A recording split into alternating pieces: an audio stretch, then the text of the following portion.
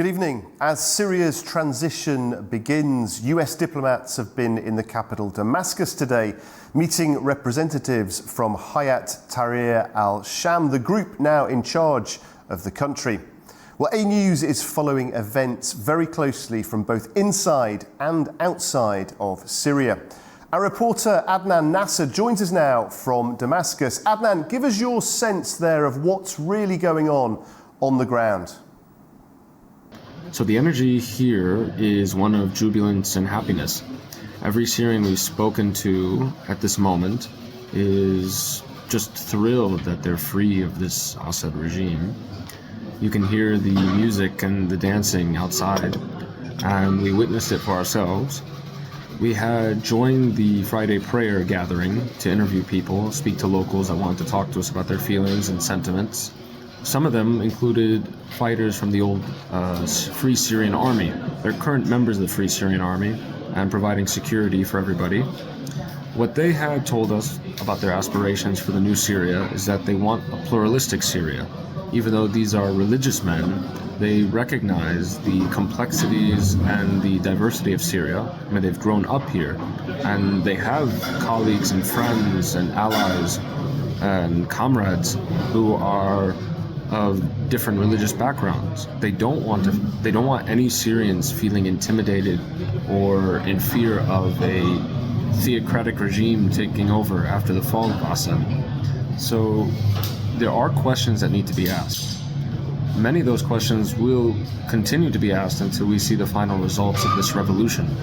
You have American and foreign diplomats here meeting with leaders of the new de facto government, including Ahmed al-Shahra, also known as Julani.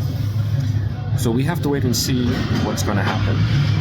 Another place we went to today was the notorious Sednaya prison, which had held many thousands of innocent people on trumped-up charges that were so ridiculous that you couldn't fathom them in any other context. One of them was a fighter who was held there for 7 years. He came back with his family to show them what he had endured for so long, and also said the same thing.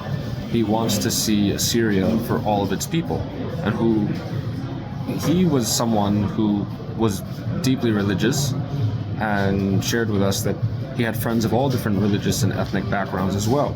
And he also had friends who were Alawites, who come from the same sect as the former dictator Bashar al-Assad. So there is no sectarian revenge or calling for sectarian revenge as far as I'm aware. Now we have to wait and see what this end result of the revolution will produce. Adnan Nasser for us there in Damascus.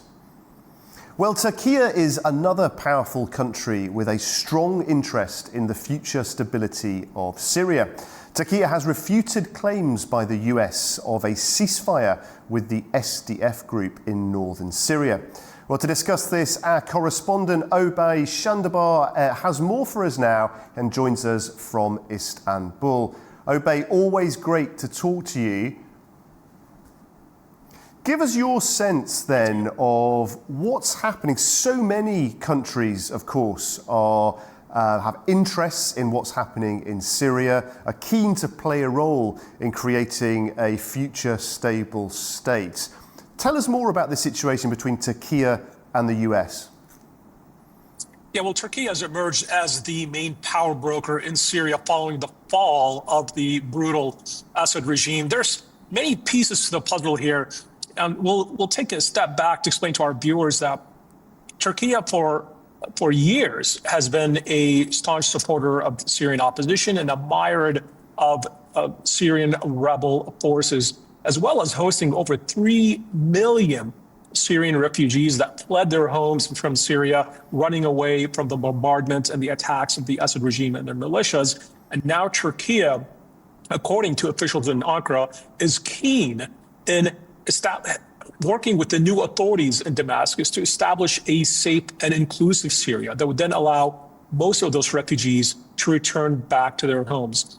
Here's where the point of contention is between Ankara and Washington. Now, Washington has sent a senior envoy from the State Department, Barbara Lee, to meet with the commander of Hayat Tahrir al-Sham, Ahmad al-Shara, formerly known as Abu Muhammad al-Jolani, the commander of the main rebel faction that overthrew the Assad regime in 12 days. The Assad regime essentially crumbled in the face of this rebel assault that began in the northern part of Syria in Idlib province and moved south to Aleppo, and then a blitz to Damascus. Now, officials in Washington have told Hayat Tahrir al-Sham and Ahmad al-Shara that they want to see a transition to a civilian-led government that would be inclusive of Syria's diverse ethnic groups and religious minorities in the country, including Christians, including other sects. Now, in the east, it's a different story. In the eastern part of Syria, the U.S. has about 2,000 soldiers stationed in the northeastern part of Syria on the border, both of Türkiye and on Iraq. Türkiye wants those forces to leave. Why? Because Türkiye has designated the YPG group, which is the main faction of what the Americans call the Syrian Democratic Forces, or the SDF. Türkiye has designated that group as a terror organization that belongs to the PKK terror group. That group is designated by the European Union and incidentally by Washington as a far left terror group as well. Now, Turkey fought a war against terrorists and this guerrilla group for decades that's killed tens of thousands and of civilians and soldiers, and Turkey has seen a number of cross-border attacks into its territory from Syria that are believed to have been launched by this group. And so Ankara wants the Americans to disengage, to stop partnering with this group. Now, Washington says they need to do so. They need to work with the YPG and the SDF to fight Daesh. Ankara says you cannot fight terror by partnering up with another terror group. And Obey, talk us through the wider context here between Türkiye and the US. What is the relationship like at the moment, and what do people anticipate is going to be the type of relationship that Türkiye and the US has under a new President Trump administration? Well, just a few days ago in his speech in Mar-a-Lago, President Trump actually had some warm words with President Erdogan, who he worked closely with in the first Trump term. President Trump, in that speech, recognized that Türkiye has a key role to play in the future of Syria, that Türkiye's civilian support and operational support has essentially led to this victory of the anti-Assad forces in Damascus. And so Ankara is going to have influence, diplomatic influence, and a variety of other types of influence as Syria moves forward into a new chapter following 5 decades of Assad rule, first by Hafez al-Assad, then by his son Bashar al-Assad, who's now in exile in Moscow. So analysts believe that the personal relationship between President Trump and President Erdogan is a warm one. They both recognize each other as strong leaders. And President Trump wants an America First foreign policy, and that would eventually lead to the withdrawal of American forces from eastern Syria.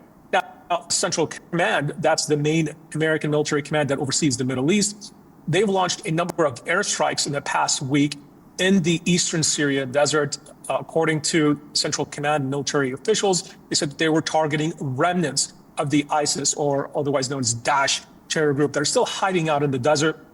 Now, a key concern for the Trump administration here is to ensure that ISIS or Daesh does not return, that does not use this opportunity of the fall of Bashar al-Assad and the transition into a new government to reestablish a terror foothold in Syria. And Obey, we heard from Adnan earlier that one thing is the politicians, the policymakers coming to an agreement. Quite another are the endless list of practical day-to-day issues that need to be dealt with to give people access to infrastructure, water, internet access, all of those things to help bring stability to society again across Syria. To what extent is Turkey going to play a role in helping citizens to build stable futures, to work with charities, third sector organizations, to bring practical stability back to the country?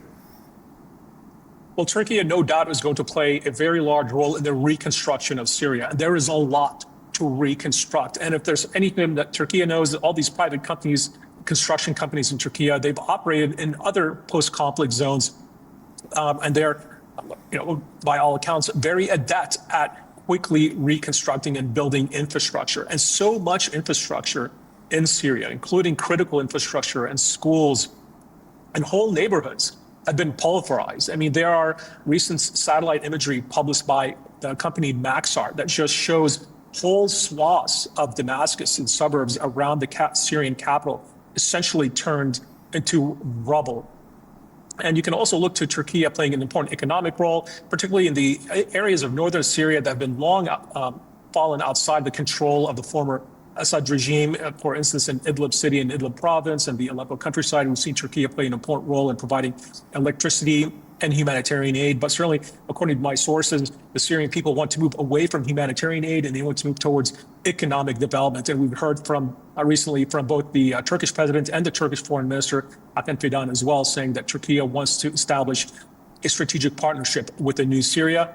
Damascus, the new authorities in Damascus will also seek to see those American sanctions, the so-called Caesar sanctions, to be lifted in order to allow other international aid organizations and international businesses to invest in Syria as it seeks to establish and rebuild a new chapter, one with a great deal of hope, and one that you can certainly expect Turkey to play an important role in shepherding Syria towards a new age of freedom.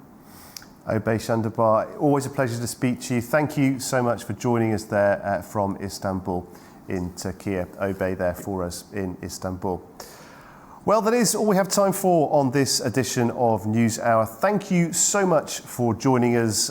Please do have a very pleasant evening ahead. And remember, there's plenty more news and analysis available here on AnewZ throughout the evening.